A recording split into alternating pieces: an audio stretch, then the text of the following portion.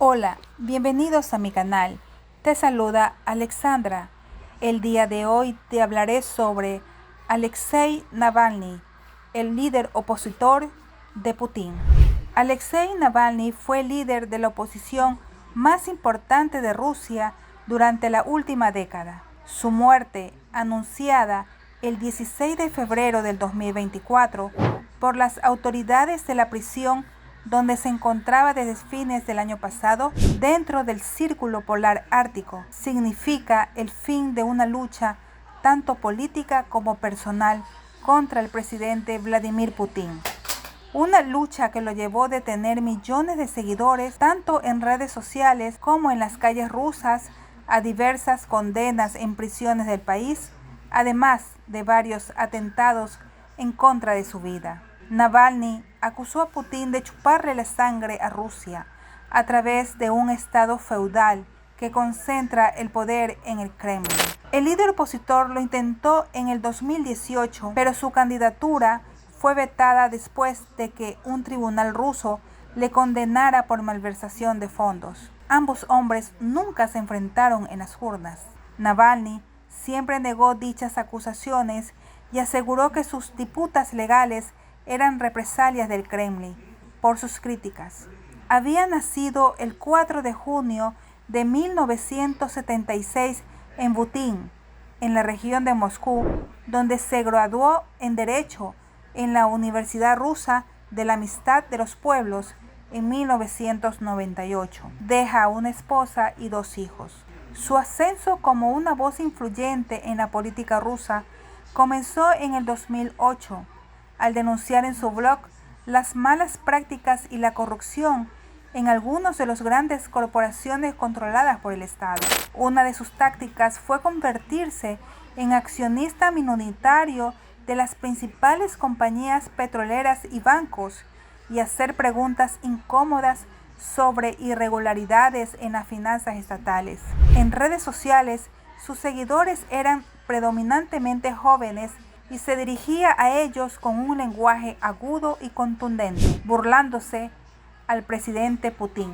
Antes de las elecciones parlamentarias del 2011, en las que no se presentó como candidato, instó a los lectores de su blog a votar por cualquier partido excepto por Rusia Unida, el de Putin, al que apodó el Partido de los Criminales y Ladrones, una frase que se popularizó.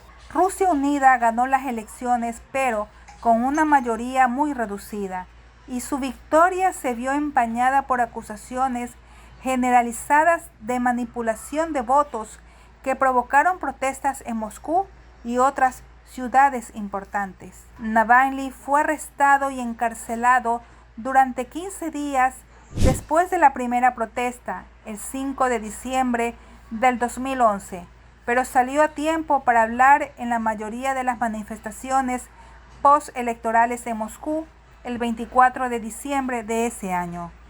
Se calcula que a la misma asistieron unas 120.000 personas. Putin, sin embargo, fue fácilmente reelegido y el poderoso Comité de Investigación de Rusia lanzó investigaciones criminales sobre las actividades previas de Navalny, cuestionando incluso sus credenciales de abogado. Cuando fue encarcelado brevemente en julio del 2013 por malversación de fondos, la condena fue ampliamente considerada como una decisión política. La acusación alegaba una supuesta malversación por parte de una filial rusa de la empresa de cosméticos francesa Yves Rocher y de una empresa maderera. Robles fue encarcelado durante 3 años y medio y Alexei recibió la misma pena. Pero, contra todo pronóstico, se le permitió salir de la cárcel para participar en las elecciones a la alcaldía de Moscú, en las que quedó segundo con el 27% de los votos, detrás del aliado de Putin, Sergei Sobyanin. El resultado, sin embargo, se consideró un gran éxito, ya que Navalny no tenía acceso a la televisión estatal, dependía solo de internet y del boca a boca. Su condena, además, fue revocada por el Tribunal Supremo de Rusia, luego de que el Tribunal Europeo de Derechos Humanos determinara que no había tenido una audiencia imparcial en su primer juicio. Posteriormente, en un nuevo proceso judicial en el 2017, fue condenado por segunda vez y recibió una sentencia suspendida de 5 años. Navalny volvió a calificar el juicio de farsa y aseguró que solo trataban de excluirlo de las elecciones del 2018.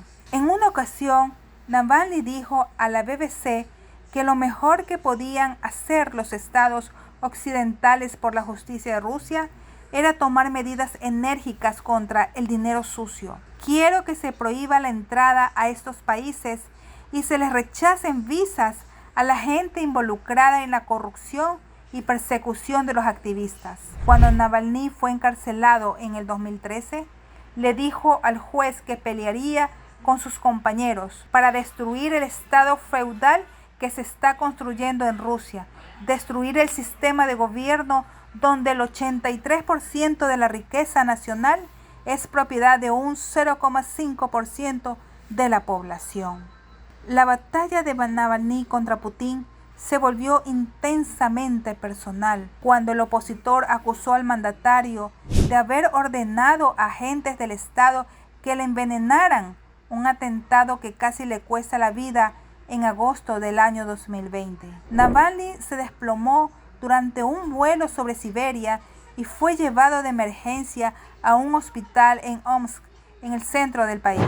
Luego cayó en coma y una organización humanitaria con sede en Alemania persuadió a funcionarios rusos para que le permitieran trasladarse a Berlín y tratarle. Días después, el 2 de septiembre, el gobierno alemán reveló que las pruebas realizadas mostraban signos inequívocos de envenenamiento por agente nervioso Novichok. Se trata del mismo químico por el que casi muere el ruso Sergei Skripal y su hija Yulia en Inglaterra en marzo del 2018. El Kremlin negó cualquier rol en el ataque sufrido por Navalny, al que Putin siempre evitaba nombrar en público. Pero el mandatario sí admitió que el Estado había mantenido bajo vigilancia al opositor, alegando vínculos con espías estadounidenses. A pesar de las negativas oficiales, el grupo de investigación periodístico Bellingcat publicó que el Servicio Federal de Seguridad sí ha permitido a Navalny. De hecho, nombró a los agentes que sospechaba que habían envenenado al político ruso. En una ocasión, Navalny hizo pensar por un alto funcionario de seguridad ruso por teléfono y grabó la confesión de uno de esos agentes. En una ocasión, Navalny se hizo pasar por un alto funcionario de seguridad rusa por teléfono y grabó la confesión de uno de esos agentes. La Unión Europea impuso sanciones a 6 altos funcionarios rusos y a un centro de investigación de armas químicas de Rusia, acusándolos de participación directa en su envenenamiento. Aquel atentado no fue el único sufrido por el opositor. En el año 2019 se le diagnosticó dermatitis de contacto mientras estaba en la cárcel y su médico indicó que podía haber sido expuesto a algún agente tóxico. También fue atacado 2 veces con un tinte verde antiséptico conocido como Seljonka y sufrió quemaduras químicas en un ojo. El 2 de febrero del 2021, al poco de regresar de Alemania donde fue tratado del envenenamiento, un tribunal de Moscú encarceló el 2 de febrero del 2021 a Navalny por violar los términos de la sentencia suspendida en el 2014 por fraude. El caso en su contra se basó en no presentarse posteriormente a la policía durante el 2020. Su equipo legal dijo que eso era absurdo, ya que las autoridades sabían muy bien que estaba recibiendo tratamiento de emergencia en Berlín por el intento de envenenamiento en Siberia. Después de la condena, el Tribunal Europeo de Derechos Humanos dictaminó que debía ser liberado inmediatamente debido al riesgo para su vida, pero Rusia rechazó la decisión.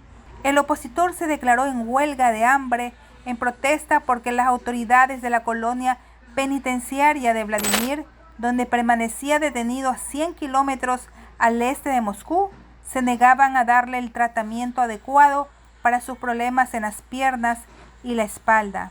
Tras 24 días sin comer, levantó la medida de protesta luego de que sus médicos privados le pidieron que comiera para mantenerse con vida. En marzo del 2022, su sentencia se incrementó en 9 años, después de que fuera declarado culpable de nuevos cargos de malversación de fondos y desacato al tribunal. En junio del 2022, sus aliados dieron la alarma luego de descubrir que ya no estaba en la prisión donde cumplía su condena. Las autoridades penitenciarias federales admitieron más tarde que lo habían trasladado a una colonia penal con una reputación dura, la prisión IK-6, a más de 249 kilómetros al este de Moscú, donde, según dijo, lo pusieron repetidamente en régimen de aislamiento. Y en agosto del 2023 recibió una sentencia adicional de 19 años tras ser acusado de formar y financiar organizaciones y actividades extremistas.